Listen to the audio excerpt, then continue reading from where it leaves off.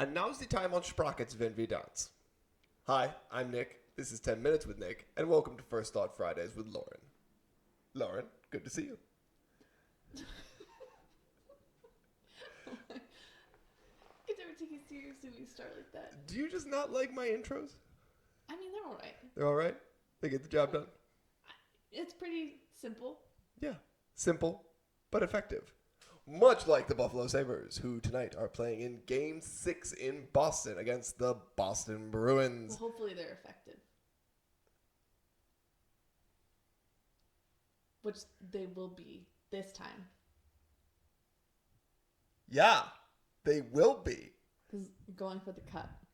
They got to win the first round of the playoffs first, but yeah. Yeah, that's going for the cup. They are going for the cup. No, that's true. Getting the cup is in the final playoff. Correct, in the final playoff series. That's the Stanley Cup playoffs. Yes. Mm-hmm. Yes. Who's Stanley? Lord Stanley. Lord Stanley? Lord Stanley. He's the one who got his name on the cup. I don't know the full history of the actual Stanley Cup, but I know it's named after Lord Stanley. Was he Canadian? Yes. Oh.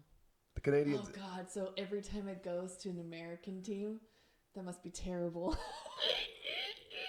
It's just a little knife in the back of Canada.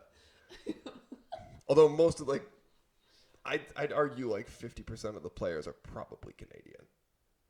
The U.S. is putting out some really, really good hockey players, but a lot of the players are Canadian. Well, yeah, okay, but it's still an American team. Sure, then, yeah, the cup sits in the United States. They're playing for America. Yeah, but if it's in Buffalo, it's easy for Canadians to visit it. Who had it last year? It was an American team. Florida Panthers, I think. Oh. Yeah, the Florida Panthers went back to back. Where are they this year? Well, they're in Florida. Are they playing are they in the playoffs this year? They didn't make the playoffs. Oh, rip. Yeah, they went back to back and then out. Them kiddies were done. You know, when you've got two recent Stanley Cups, you should share. You're probably not mad. You're like, we're doing pretty good. We're okay. But anyways, the game starts in just about a half hour. Okay. Puck drops. The excitement begins. And a couple things that the Sabres need to do. I'll take Shoot the puck. They do need to shoot the puck. That's number one. I'll take Get it in the net. That follows shooting the puck. Yes, Hit the ice. They do need to. And the glass. We want to see violence. Well, don't hit the other players. Don't hit the ice. Don't hit the ice. Yeah, I meant the glass. My brain was thinking the perimeter of the rink. You want them to hit the glass with a guy between them and the glass. You want to hit guys into the boards. Oh. You don't go flying into the glass by yourself and just go whee! You gotta, Does it just because it takes too much energy to break, so they're I'm just gonna hit the end? Oh, you mean hit the wall? Yeah. No, it's it's a strategy. So it's part of the game is getting the puck into the corner, mm-hmm. controlling possession in the corner, and then moving it around the ice. Controlling possession in the offensive zone. Sorry, I just had a funny thought. Well, share with the class.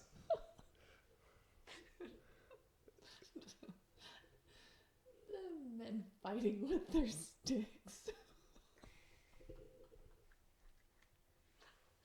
Gay. You're impossible. You're absolutely impossible. Yes, technically speaking, they're fighting with their sticks. It's not as bad as lacrosse, though, which is a game of stick and balls. There you go. Yeah.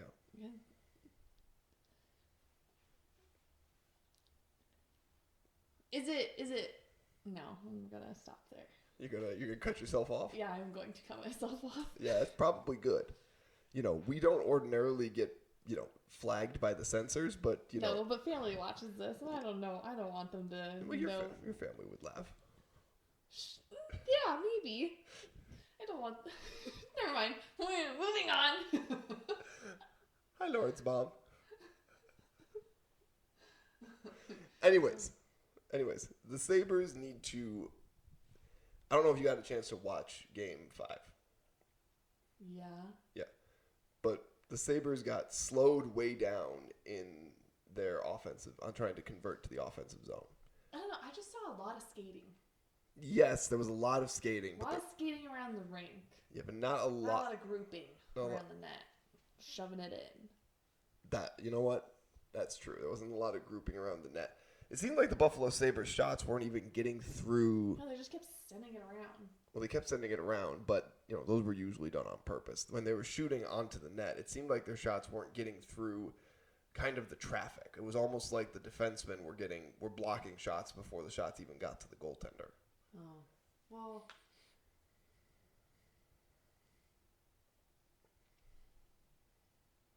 Yeah, it just looked like Disney on Ice. Everybody was just blading around, doing God knows what. I don't even know how they do plays. It looks like just one long continuous thing. It is pretty one long and continuous, but that's why you want to try and get it into the offensive zone over the blue line and settle it into the zone. Like, how do you know when a puck's dead? The ref blows the whistle. He gets to call it? The ref? Yeah. Yeah. We're back to the refs? Who else having the power? Yeah. Who else would call it? What if it's not dead? What if it's still alive? He just gets to say, nah, it's dead.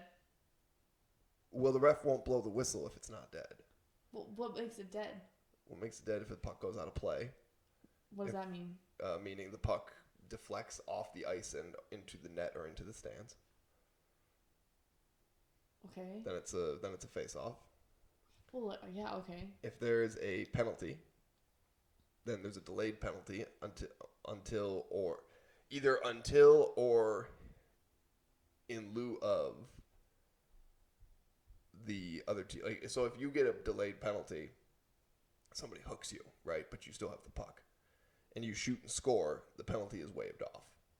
If you have a delayed penalty, like they hook you, and you then turn the puck over, they blow the whistle, puck is dead, and it's a power play. What's power play? Power play is when you're 5-on-4. So if you hooked me, you'd go to the penalty box, and my team would be man advantage for 2 minutes. 2 minutes to 5 minutes, depending. Okay. I'm having to digest a lot right now. You are. This is like trying to explain the NFL draft to you. Okay, I get it now. Do you? Yeah, there's one round. 3 rounds. There's 3 rounds. 32 teams. 7 rounds. 7 rounds? 7 rounds. In 1 day or 3 days? 3 days. So, is it like... So, day 2 of the draft... What? Day 2 of the draft encompasses, I think, rounds 2, 3, and 4. And 5, 6, and 7 happen on day 3. I wonder how upsetting it was for the person that had played football but didn't get drafted over the person that had never played football and got drafted. Oh, yeah. But it's like, I feel like if you're a football player and you see that kid get drafted, you go a little bit like, man, I'd draft him too. He's just got some numbers. Just raw measurables. Yeah. You're going to get paid a lot of money for those raw measurables. Mm-hmm. What thought occurred to you? No. So 32 teams, 32 picks. In the first round. In the first round. Correct. And there's like over 200 people to pick from. Correct. Over the course of 3 days. And fun fact. 7 rounds. Yes, and fun fact. The last person picked in the draft is known as Mr. Irrelevant. Quarterback Brock Purdy of the San Francisco 49ers is a Mr. Irrelevant. Why? He was the last pick of the draft, and now he's the starting quarterback for the San Francisco 49ers. Just signed a $200 million deal. Do they just like pick a number from a hat? And that's... No, it's the last pick of the draft. Like, they're out of... Like, there's no longer any picks remaining in the draft. It's number 227, I think, or 277, something like that. So, like, do they... How does the order of guys go? By talent? Roughly, yeah. So when people Stats? are setting up their draft boards, they give each talent and in the draft that's draft eligible what they call a draft grade.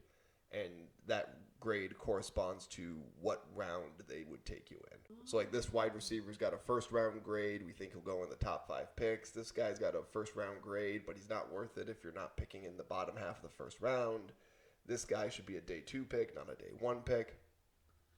That now I understand why the Bills did what they did, because they were looking for certain ways to complete their team, not just grab talent. Correct, and there was nobody in the last half of the first day that they had a mark on that they wanted that was also a first round talent, because being a first round talent comes with a guaranteed 4-year contract plus a 5th year option.